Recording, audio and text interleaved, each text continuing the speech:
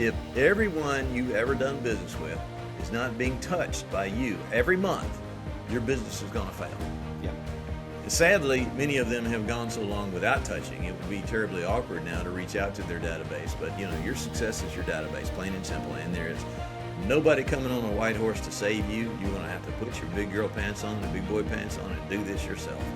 And if you're not willing to do that every day, then you might want to consider going to get the JOB somewhere else. Okay, good afternoon. This is Brian Stevens with Realtors of Faith. I am super excited to have my new friend, Phillip Cantrell, with us this morning.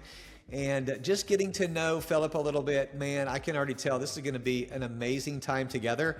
He's got a lot of wisdom, and there's just a lot to unpack here. So I hope you enjoy this. Phillip, welcome to the podcast. Thank you, Brian. I am so glad to be here. I know you're in Florida and I'm in Tennessee, but it's rainy here, so I hope you got some sunshine there. Yeah, it's pretty nice out here right now. We're starting to break into the 70s, which is kind of nice for us. So Yeah. we're not used to that. Yeah, yeah. It can get sultry Yes, in Florida in the summertime. Yeah. Let me just kind of give them a little brief. So Phillip has written a book, and it's called Failing My Way to Success. And it's amazing. You should see just the nuggets in here. And so a little bit of what we want to unpack is the book. We want to talk about our faith in Christ. We want to talk about real estate. We want to talk about entrepreneurship and just touch on a few things. But just to give you an idea of Phillip's background, there's a lot here, but a brief summary is he is an executive vice president of strategy for United Real Estate. He's got over 25,000 agents, annual revenue approaching $35 billion, and United is ranked as the #1 fastest growing residential brokerage in the country by Real Trends. So that sounds really fun and a lot of work and a lot of production. So, but let's just go right to the book if that's okay. Let's just kind of dive in. Sure. With respect to your journey in business, I know you talk about the 4-4-2 win-loss-tie record. And so, I thought about this. I'm a big sports fan, right? And as of the recording of this video, my Buccaneers are 4-1, season ticket holder. So A lot better than the Titans, I'll tell you that. I know, but you got a good quarterback. You got some good stuff coming on, right? But honestly, if you think about it, Phillip, if our sports teams were 4-4-2, we may not think it's a very good season, right? Yeah. So kind of how does that, when you think about some of your business journey, how does that kind of reflect? How do you kind of view that? Yeah. So the title of the book is, as you said, Failing My Way to Success, but the subtitle is kind of the key here. Lessons from 42 years of winning and losing in business. And what I have tried to do, Brian, is basically record all of my failures and all of my wins and say, these are the lessons that I learned along the way. I can give you a business precept and describe it for you right out of the textbook as good as anybody. But if I give you a story that goes with that, of what actually happened to me and how I stepped on this pothole and twisted my ankle, perhaps the next generation that reads that can avoid stepping on that same pothole. So that was the mission there.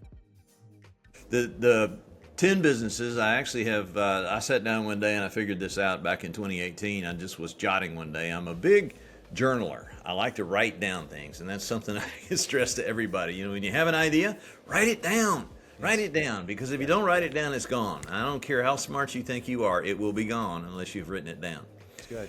And I sat down and I wrote out the number of businesses that I had founded, and I came up with the total number of 10 separate companies that I founded in my career in 2 separate industries. I spent 19 years in commercial printing before I got into real estate. The commercial printing was sort of the family industry where all the family contacts were and that sort of thing. So, lazy college kid coming out of college, you can actually gravitate toward what's easy. So I did that, and then that was the first one. My dad and I started a printing company together. But in those 2 industries, 10 separate companies, and my success rate, I just listed them all out, and I put a W, an L, and a T beside each one, and that's where I came up with the 4-4-2. So 4 wins, 4 losses, and 2 ties, which in business really is kind of like kissing your sister, right? It's kind of like, it's a loss. So just call it what it is. I'm trying to be polite, soften the blow. So really it's 4 and 6. So you could say I'm a loser, but But my wins have been pretty good. The company that you mentioned United Real Estate, but actually I'm the founder of Benchmark Realty in Middle Tennessee. We're also in Kentucky and Alabama and Georgia now. That is a company that I started with me and a desk in the front bedroom of our house in 2006, and we built it up. And today we have right at 2,000 affiliates across the area I mentioned, and we will do about $5 billion worth of real estate. So the Lord's been really good to us on that one, growing the company. It's continued to grow. Actually sold the company to merged it with United Real Estate in 2020. So the title that you mentioned earlier is purely gratuitous. To keep the old man involved in the business. Great, man. Sounds great. Yeah, but I do help advise their overall larger strategy on a national basis, which is kind of fun. It's kind of fun. It gives me the ability to extend and continue influence, even though beyond these geographic boundaries here in Tennessee, which is really fun. That's kind of the story. The losses have been some have been bloodier than others. Some have been what I would call incremental or slight losses. Those kind of fold more toward the ties, I guess you would say. But some of the losses have had major zeros behind them. We can dive in that as deep as you want to, but the whole point of this is that, I've had my liquidity event. And so I really am not going to get any more than a salary going forward from the company that I founded and built. Well, why do you keep showing up for work? Well, I keep showing up because I feel that people in this role, and we see it over and over again, people in my position, they take the money, they go to the farm or the beach house or whatever, and they just kind of quietly fade away. And that's fine. There's nothing wrong with that. But I also believe that we have a moral obligation to transfer what's in here to the next generations coming on behind. My strongest center North Star is that I have to leave everything I enter, every relationship I enter, my goal is to leave it better than it was when I came there, when I found it. So that's how I view this. So taking that information with me to the beach house, who is that helping? That is not helping society. And I think that we have an obligation as leaders to share our knowledge freely with as many people as necessary. And, that is biblical, right? Yeah. It absolutely Yes. is. Yeah, you're being generous, right? You're just out of generosity of your time, right? Like you said, you could go retire on the beach, but the truth is when people retire too early, and retirement's not in the Bible. You and I talked about that in our 100%. conversation. Yeah. But Yeah. it's like you said, it's just about helping other people in God's timing. And when you can go pour into others, I think of God was generous when he gave Jesus. Right? Yeah. He sent his one and only That's son. the ultimate generosity of giving your own son to help the whole world. I mean, that's the epitome of generosity. Yes. Yeah. So that's what you're doing with your time is generous, and you were generous enough even to meet with me today. So I love that. That's really good how you can kind of pass that on. So 4 wins, 4 losses, a couple ties. If you had to sum up maybe something about the losses or the ties, which again, kind of behind us, you put them behind us, you learn from them, you get back up. What's something that kind of hits you, maybe who's somebody who's suffered a recent loss who's watching this, business-wise or entrepreneurship?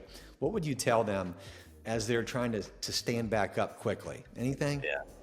Yeah, a lot. First of all, we have to understand and fundamentally embrace that failure is going to happen at some point in your life and your business career. It's just it's there. It's Satan. It's the way the world works. People are going to try to combat you. In fact, I use an interesting analogy in the book that people are herds. They're kind of like a flock of chickens. When one chicken gets a little damage on him, the others will turn on him and peck him to death. So the point there is that when one person stands out from the crowd, when one person tries to go ahead of the crowd, when one person tries to actually improve themselves, then they immediately get attacked by others. And that's what I call the attack of the naysayers. There are going to be people that criticize you. There are going to be people that say, don't do that. You shouldn't do that. You can't do that. That's illegal. First they laugh at you, then they criticize you, then they attack you. That's the series that it goes through every time. And you have to know confidently, hold your head up, that is going to happen, particularly when you begin to attain a certain level of success. And they will have if you do anything outside the norm in our industry, you're in real estate, I'm in real estate, our industry is really bad about this, that you can't do it that way. And the answer is usually because we've never done it that way, That's right? good. Which Yes. is a dumb answer. It's a Right, dumb right, reason for true. not changing. Yeah. So it's a constant process of improvement, modification, improvement, modification, improvement, modification, knowing all the while that you are going to be attacked. And that you will make mistakes. You will make mistakes and they will fail and you will be face down in the dirt. And that's number one when the Lord comes into play in your life. Yes. You know, I had a really interesting, I started Benchmark in 2006 and we were primarily focused on custom home builders in Williamson County, which is Franklin, Brentwood area. It's now the 12th wealthiest county in America, believe it or not, right here in the middle of Tennessee. And so we were dealing with high-end builders and built the team up to about 13 agents, and I thought I was going to die fat and happy doing that. Well, late 2007, guess what happened? Okay, Yeah. the crisis began to creep in, and then we realized it hit the high-end stuff first, and it hit so hard, so fast. It's like somebody flipped the light switch off and forgot to tell us the store had closed. Yeah. Literally, the phone just instantly, like from one week to the next, stopped ringing. So what are you going to do? Simultaneous with that, my largest builder came to me and said, my houses are not selling, and I believe it's Benchmark's fault, so I'm going to go start my own real estate firm. And he's like, well, that stinks, but that's a business decision. What I didn't know at the time is that he'd already enticed 7 of my 13 agents to go with him to start this new firm before he came and talked to me. So kicked to the curb and then stomped in the guts. That's when you get close to God. That right there is when you get close to the Lord. And if you don't do that as a first response, then you will never have the long-term recovery that you seek, that you desire so deeply. So you get on your knees and you fundamentally see what the Lord wants you to do, or try to listen to what the Lord wants you to do. And there's a lot of pain and a lot of noise going on at the same time. So sometimes it's hard to hear that small, still voice in the night.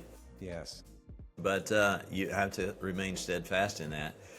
And so in my case, what we came up with, and I say we, I'm talking about me and the Lord, what we came up with was, hey, let's look outside this geographic area and figure out what is the model that really works in other major markets. And so we reformatted, that would have been in December of 2007. In January of 2008, I rewrote the business plan.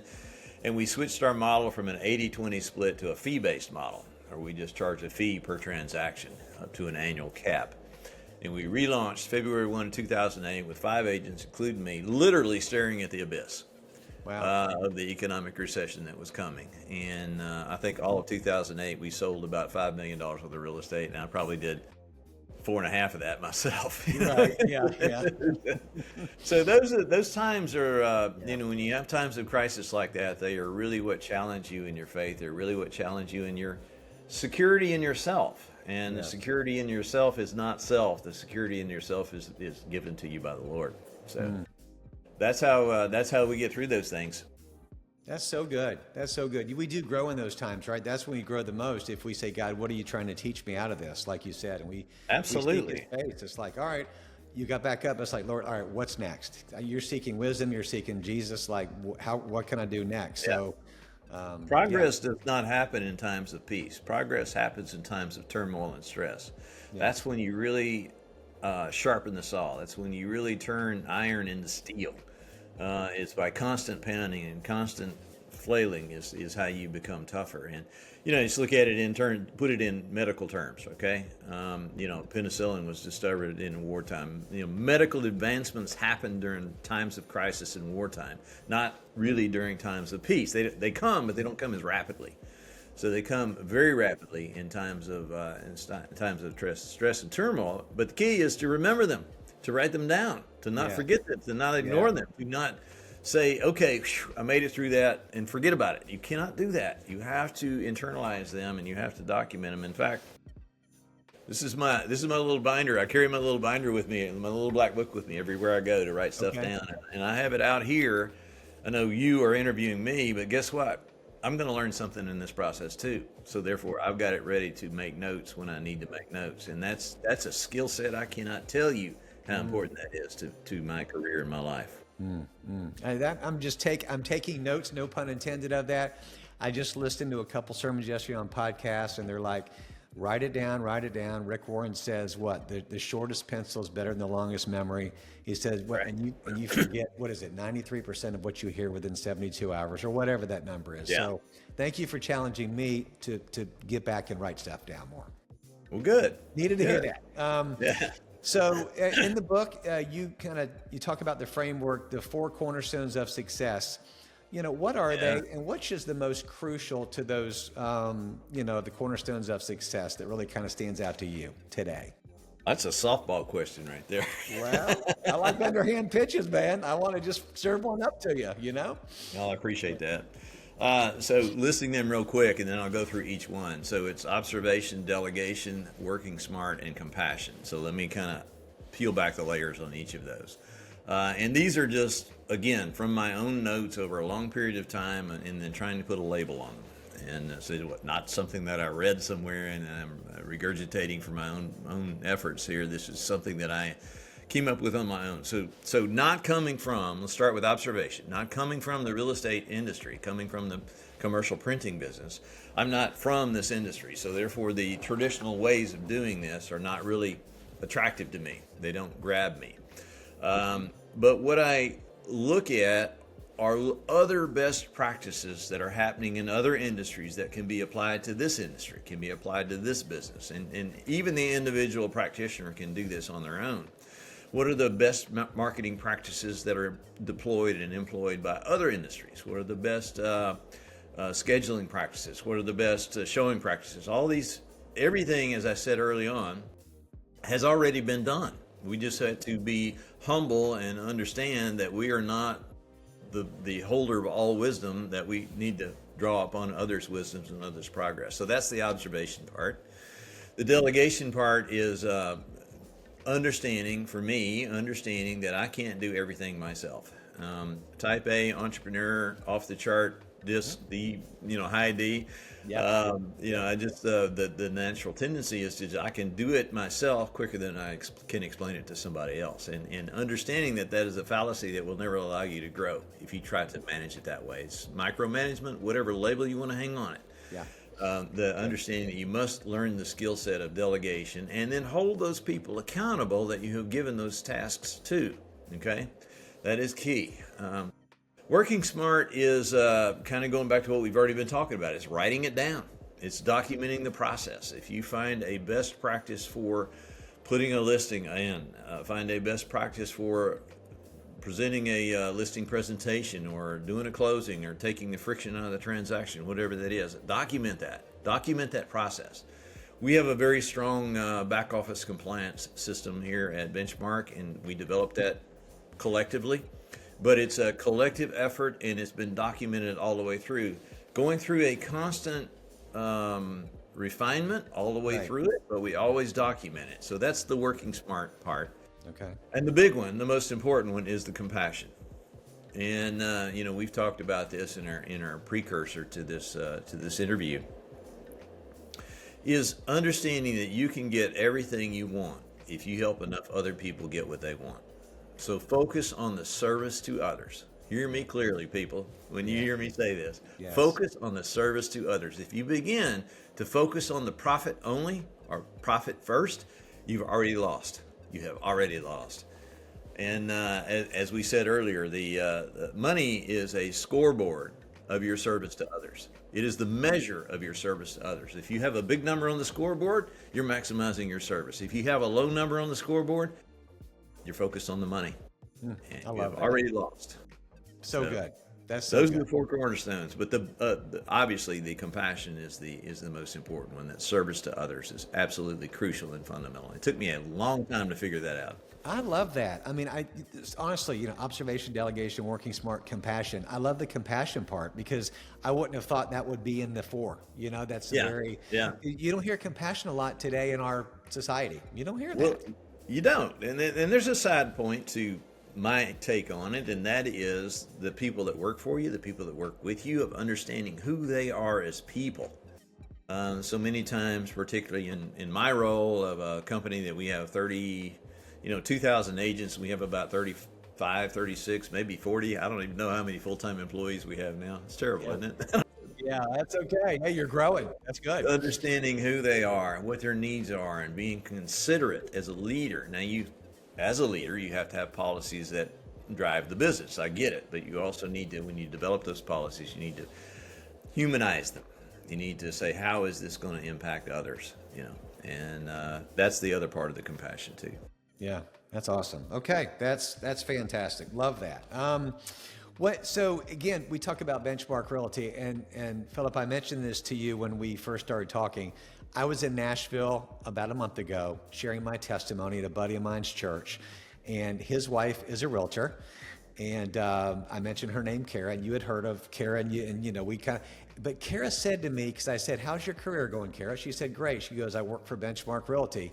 I said, "Oh, okay, excellent. I haven't really heard." She goes, "Brian, it's a great Christian company. They talk about the Lord. They do devotions. We have this huge meetings and we do devotions." And I'm like, man, that is amazing. And then she tells me that. And then 2 weeks later, the Lord hooks us up to talk. And I just thought, man, the name and your reputation, the Lord and the company are preceding, right? And so, And I take that as a high treasure and a great honor that somebody recognizes that. I mean, we have our mission and value statements on all the walls of every conference room in an entire organization. We have about 12 offices now, and every office has multiple conference rooms, and the placard is up there of these are our mission and value statements.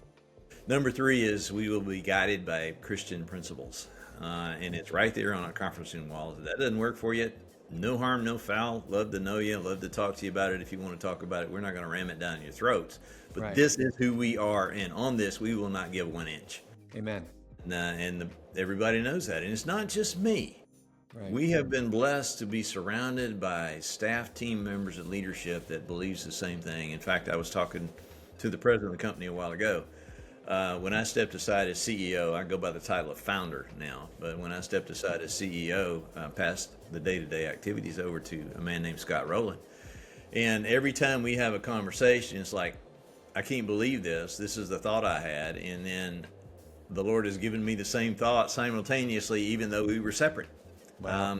We were talking about, we just completed our expo, which is our big annual event this past Monday, which is why I had to postpone this interview last week. But we had about 500 agents that showed up. We had 75 vendors. We rented the Franklin Marriott over here. We had buffet lunch, the whole bit. Big deal. It's a big deal.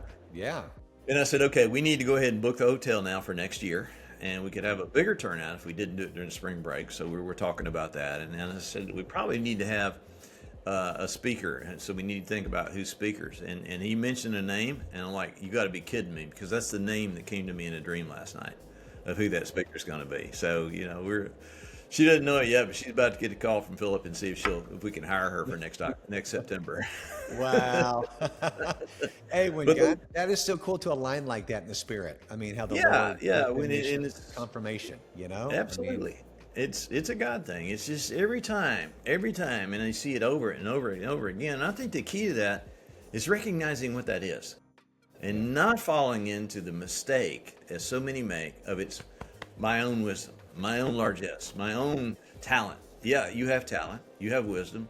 God gave you those natural talents. It's your job to sand on them and polish on them and make them as best you can. But the basic seeds all come from a higher source, period. Yeah. And you have to admit that and understand that. Yeah, and it's been the foundation of your business, and still is today, this day. I can see that. So, how is your faith in Christ? Because you've been a believer for how long? I mean, try not to call out your age. I can do the same thing, but you've been walking with the Lord for a while. You can call my age if you want to. It's 66, so I'm older than dirt. See the gray hair? I just hit the 60s club myself in April, so I know what you're saying. So. Congratulations on having a birthday. I had a drug problem when I was a kid. I got drugged to church every time the doors were open. So I had. You've heard that. It's an old joke. That's good. Mine was different in the real way, but that's a whole nother story. Anyway. I understand completely. I was baptized as Free Will Baptist when I was 8 years old. But at 8, it's kind of like what you're expected to do more than what you really understand what you're doing. So I could say that my real turning point happened when I was 12. at Camp Ridgecrest in North Carolina. And got rebaptized and I fell away during college, as so many people do. Had a divorce, and for a long time I talk about this in the book a little bit, but I don't want to step on anybody's toes here. But I had a bad first marriage. I'm on my second marriage now for 25 years on the second marriage. Amen. Awesome. 15 years with the first marriage, and just that unequally yoked thing that's talked about in the Bible. Y'all better listen to that, because that is absolutely true. True. We were unequally yoked, and so during that 15-year period, I kind of had a hiatus from anything to do with the church. And so, current wife, moving ahead, she brought 3 kids to the marriage. I brought 1 kid to the marriage. We are a happy blended family, as much as you can, being as old as we are. We're happy. Yeah, that's awesome. What a great testimony. That's awesome. So, and so faith has been everything for you in your foundation, in your success, and not just in your success, in your walk with the Lord. So if, we've got some real estate agents that are struggling maybe right now in their business, the market's iffy right now, kind of, we're still plugging away. God is faithful. He's Jehovah Jireh. He's our provider. And I know your market, by the way, I talked to Kara the other day, and she said it's still crazy, like multi-offers, and things are still kind of nuts in your market too. But somebody who's struggling, because I heard this the other day, I heard a couple stats, 69% of agents today have not sold one single house. I heard the other day 74%, which was a new number to me, and both are reputable. So maybe it slid that way, because here we are, October. And I hate that. I don't feel, I like getting my unfair share of market share. I'm all about that, believe me, as a producer. But you never want agents to struggle, honestly. And that's the reason we're doing this podcast. So what would some advice you would give to somebody struggling in their business today? As a broker, realtor, as a leader, what would you say? Well, if you're in the Middle Tennessee area, I'd say join Benchmark. We'll fix that for you. But there you go. There's your solution. You need to hop on the Benchmark. Easy fix. No, I get what you're saying. We are actually now in year 4 of just bumping along the bottom, and I'm not sure it's going to get better. But what we have found here in our business is that we've developed a mindset of stop waiting for other people to fix this. You have to take personal responsibility for your own career and your own life and your own livelihood and feeding your family. And so going back to the message of constantly polishing and honing and sanding and polishing and honing and sanding to become better at your craft, at your profession. What we have in this industry, particularly in Tennessee, is that it's way too easy to get a real estate license. It's way too easy to stay in this business, and it's way too easy to become a managing broker in this business. I think that's a self-inflicted kind of shooting yourself in the foot concept that I could lay that at lots of different reasons, but not the least of which the associations, because of the dues revenue. See, they want lots of people so they can continue with the dues revenue. I get it, but as an individual, we have to take personal responsibility. The sitting around and waiting for things to happen, I put a statistic out there the other day. Everybody wants to know about leads. I got to have leads. I got to have leads. I got to have leads. That seems to be the panacea for correction to get through this tough market. Yeah. 48% of leads are never responded to, and 72% of leads are only responded to one time. And we know statistically it takes 5 times before anybody responds to you. Good. So what happens? That means 72% of potential leads. I mean, otherwise, Zillow is selling, they sold 184 million leads last year to agents desiring leads, yet we only sold 4 million homes. You tell me what's wrong with that scenario. Right. The math just doesn't work. It's a follow-up problem, right? It's a follow-up. It's a work problem. Get on the phones and work, right? Pick up the stupid phone and talk to your people. Yeah. If everyone you've ever done business with is not being touched by you every month, your business is going to fail. Yeah. And sadly, many of them have gone so long without touching. It would be terribly awkward now to reach out to their database, but your success is your database, plain and simple. And there is nobody coming on a white horse to save you. You're going to have to put your big girl pants on and big boy pants on and do this yourself. And if you're not willing to do that every day, then you might want to consider going and getting the JOB somewhere else. Right. Yeah. Hey, thank you for being direct. I totally agree. I just put know out you do. something because I've talked about people. Hey, what is your team doing for us? What is your team? What is your brokerage? I'm like, that's all good. But I put out something the other day, daily disciplines of an agent. Right. And what I've learned.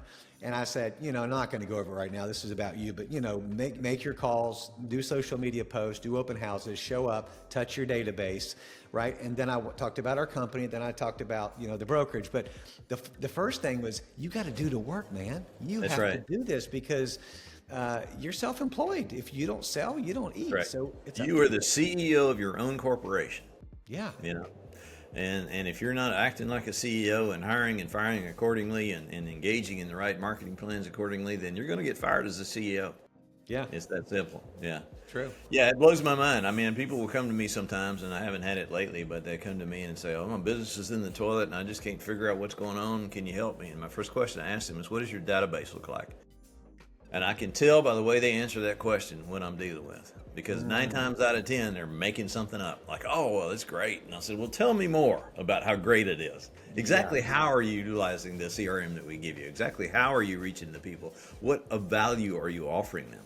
Yes. And, the ability to, with the new changes in rules and regulations that we've had because of the class action lawsuits, a lot of agents are really struggling with a conversation with the buyer representation agreement. You have to do that on the front end now. We didn't have to do that before. You didn't ever have to do it in Florida, Right. but now you have to, and so you can't just go in and say my services are free and get in my car and let's go. It's not that easy anymore. So Right. that I think is a big reason why a lot of them are struggling.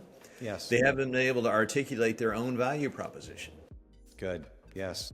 I stood up in our annual summit in February of 2020. This is before everything got locked down in 2020. And I said, I exposed the team, and this was probably 400 people in the room, 400 of our agents. I said, this is the lawsuits that have been filed. This is what's coming. This is what the plaintiffs want. And they're probably going to win simply because what they're basing it on is fact. And the fact that we followed the required rules and contributed all our listings to MLS is probably considered collusion in some circles. Yeah. So that was the basis of the lawsuit. And I told them that day, I said the days of guaranteed shared compensation are going to disappear within the next 2 years. And look what happened. Wow. So we've been hammering on this and hammering on this and hammering on this. And to the agents out there, if your broker doesn't have any idea what I'm just talking about, what we're just talking about, find another brokerage. Right. Yes. Right. DXP led the charge on the forms changes, and we Right. copied right along behind them. So Yes. we're Yeah. doing the same thing. So Yeah. and that's where circling back around to your initial conversation about people that are suffering. How do you deal with that? What advice do we have for them? Pay attention to your business. It is a business. And continue to seek out every source that you can to improve your skill set. And you'll win. You'll win even if you do that halfway. You'll win because the other half is not doing it at all. And that's my advice. That's good. Thank you. Yeah, that's awesome. That's awesome. And then, hey, this has been amazing. And man, there's so much more I could ask you, but I want to respect your time too, because there's so many different ways we could go down. You and I have got a few years experience in the business. What's one piece of advice you wish you knew like 30 years ago that you could like pass on to somebody else, whether it's to your 30-year-old self? I've heard that, but like, what's something like a big nugget, and you've given me so many today, that you would want to pass on to somebody else? We talked about a lot for sure. I think that the main thing I'd like to get across also, and it kind of dovetails into what we just were speaking of, is the value of minor course corrections and how important it is when you seem like the incremental course corrections are not really, or incremental improvements in what you're doing in your daily activities are not really not having effect. But just keep in mind, let's use math to illustrate this, okay? And I do this in the book, but so 1 to the 365th power is what? It's 1. One still. Okay, so 1 365 times is still just 1. Right. So no improvement, no change at the end of the year, 365 days in a year, okay? If you do one thing extra, 1%, 1.01 at the end of the year, is actually 42.6. Okay, so you can have a 40% improvement in your productivity, in your outcome, simply by making a 1% improvement. But wait, it gets crazier. 2% improvement at the end of the year equals 1,377. So a simple 2% improvement in your daily activities, your daily productivity, equals nearly 1,400% improvement in outcomes at the end of the year. Huge. Is That's called compounding yourself, right? That's right. I mean, That's right. That's right. And it's a conversation a lot of people have a hard time understanding until they actually sit down with a calculator. 2%, you have a 1,400% improvement. There you go. that makes a better you for you and a lot of other people, you know? And Think what that does for everyone around you, right. for everyone in your family, for everyone in your business, for every life that you touch. And you believe if you can do that, the world won't be a better place when you are gone. Right.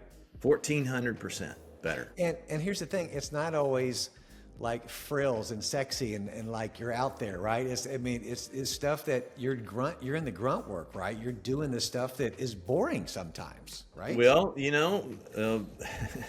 absolutely. You have to embrace the boring. You have to absolutely embrace the boring, because the discipline is what gets you through the tough times, gets you through the failures, gets you through the hardships. It's the discipline of it.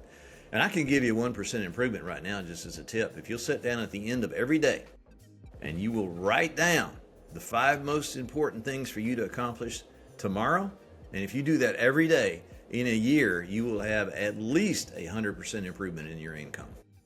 I love that. Wow, man. But you know what? Drop the mic. That's so good. Write it down, journal. Okay. That's right. Got right. through. So, Phillip, thank you so much. Seriously, this was a real honor for me. And Me too. This was great. How do people connect with you? I'm going to put some of your information below, but anyway, any way to connect with you, what's best?